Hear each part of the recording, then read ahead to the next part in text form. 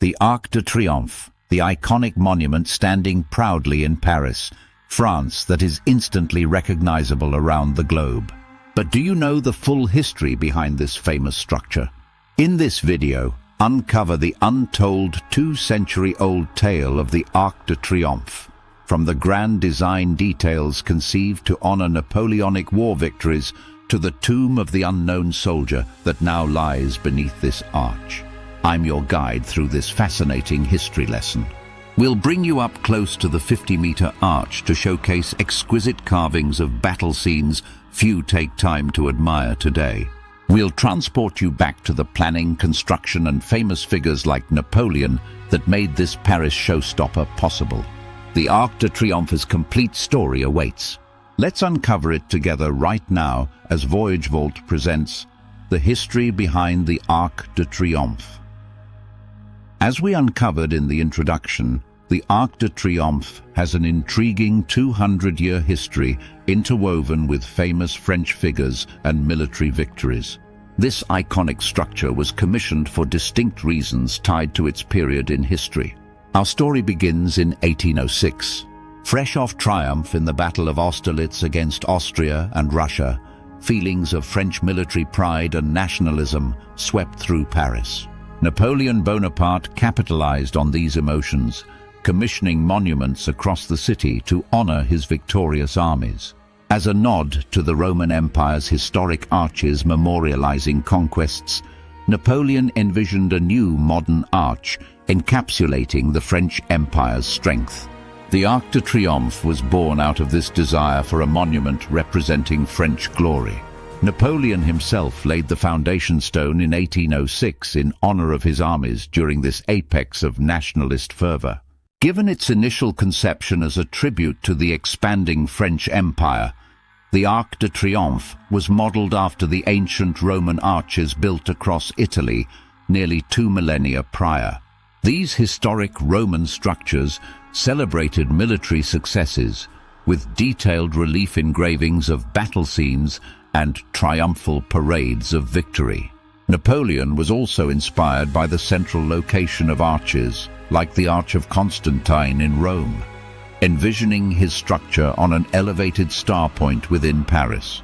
While Roman tradition helped define form and function for the Arc de Triomphe, Napoleon still dreamed of a grandiose scale never achieved in ancient structures to appropriately reflect his conquests.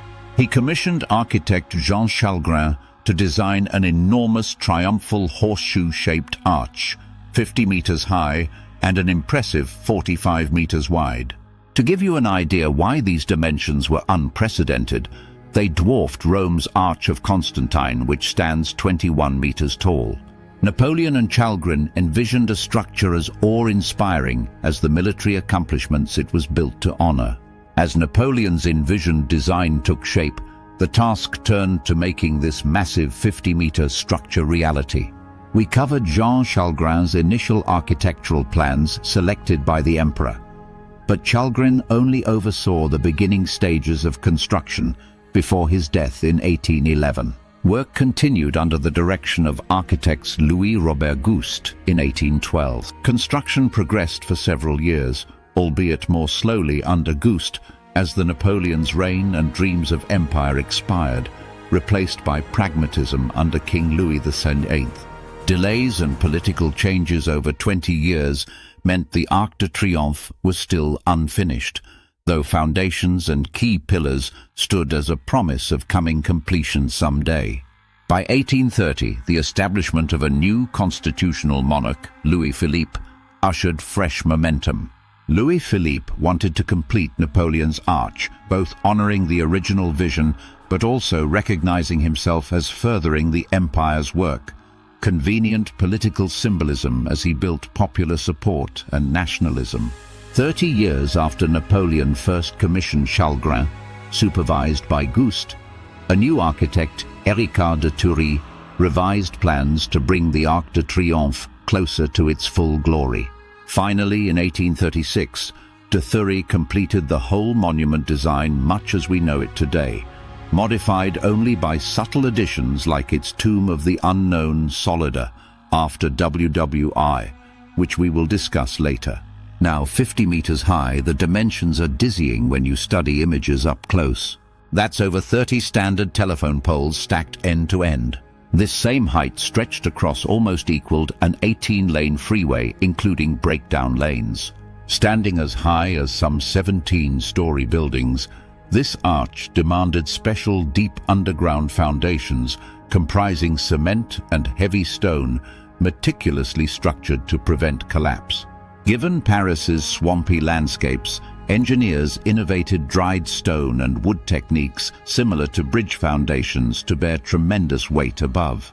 Masonry work followed with over 90 million bricks in intricate patterns, forming facades reading like a historical tapestry of Napoleon's greatest campaigns from 1805 to 1807.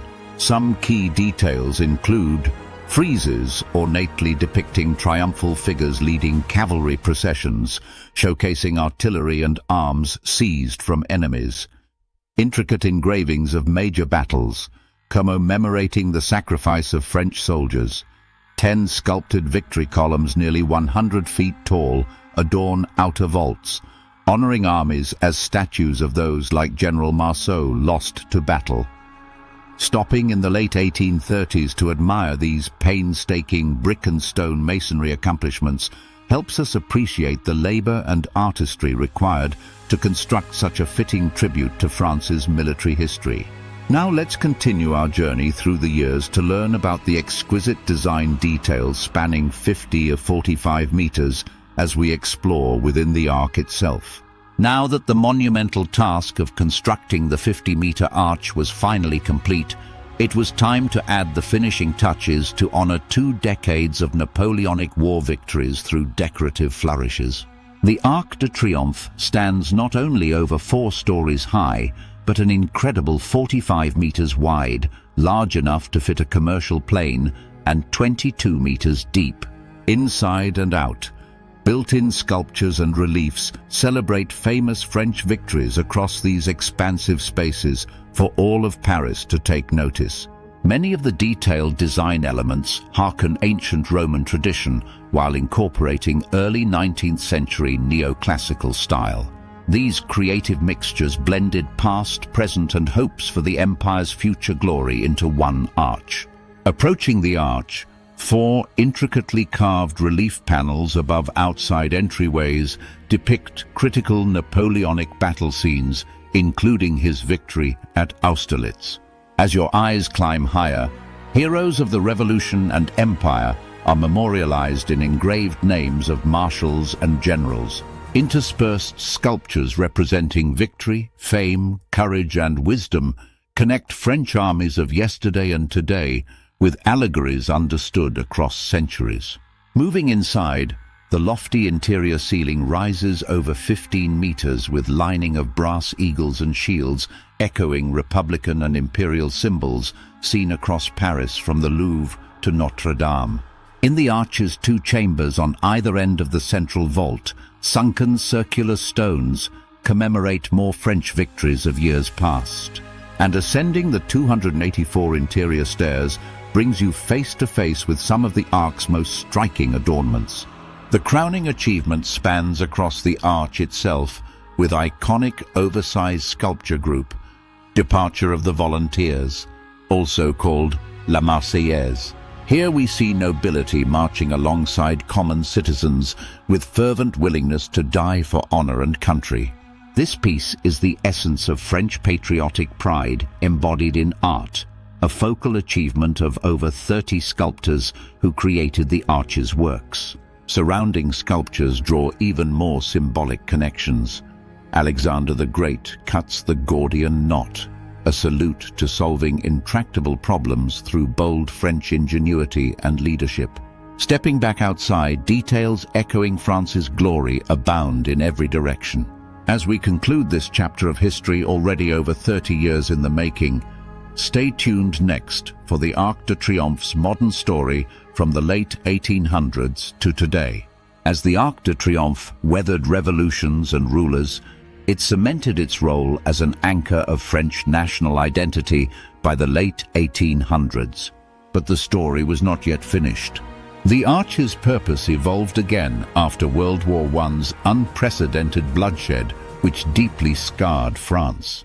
The Great War took over 1.4 million French lives in just 4 years, deaths en masse difficult to fathom. Leadership saw a solemn opportunity to recalibrate the Arc de Triomphe's purpose for modern times. No longer solely an emblem of military might, it could now also symbolize collective grief that touched every household across France. On November 11th, 1920, Armistice Day commemorations at the Tomb of the Unknown Soldier took place underneath the arch to honor these sacrifices. France followed Britain's lead, creating a permanent gravesite here for one unidentified French soldier killed fighting for his country. This unknown soldier represented all lost lives sacrificed defending the Republic. That Armistice Day in 1920, the unknown soldier's casket traveled from Verdun down the Champs-Élysées. Normal citizens joined royalty and military leadership to mourn en masse. As the casket passed under the Arc de Triomphe, French dignity and loss passed together into history. Gun salutes rang out as General Gouraud lit an eternal flame until nothing but silence remained. Since that somber November dedication, the Arc de Triomph's Tomb of the Unknown Soldier, with flickering flame, became a national pilgrimage site. To this day, on Armistice Day, every November 11th, the President of France lays a wreath here with military ceremonies echoing the first one back in 1920. Wreaths, flowers and notes pile in tribute before the tomb daily from grieving families and tourists alike. The eternal flame marks France's first lit in Western Europe since the Vestal Virgin's sacred fire was extinguished over 1,500 years ago in ancient Rome. This modern flame burns as a solemn public reminder of lives lost for France. It connects visitors to sacrifice past and present, military and civilian. Standing at attention, reliving rituals here grounds French identity in both national pride and pain via this site's unique purpose within the Arc de Triomphe. As we close our journey following the Arc de Triomphe through centuries, take a quiet moment to reflect at this convergence point of French honor, resilience, and remembrance. Consider all who passed through, from Napoleon to the unknown soldier lying in state feet below. Their stories intertwined create the rich historical tapestry tied to this monument, now synonymous with Paris herself. We've reached the end of our journey, uncovering the history behind Paris' beloved Arc de Triomphe. From the first visions of military glory in the early 1800s to the tomb of the unknown soldier, ensuring this monument eternally honors sacrifice. Like Paris herself, the Arc has endured where revolutions, rulers, and eras have come and gone, standing steadfast as an icon embodying French passion for victory, leadership, and remembrance. Want to learn more fascinating history from the City of Lights? Be sure to check out the video here on the history behind the Eiffel Tower, also produced by VoyageVault. Thank you so much for joining this adventure into the history of a stunning architectural feat at the heart of the French capital. Thank you so much for watching. This is VoyageVault signing off.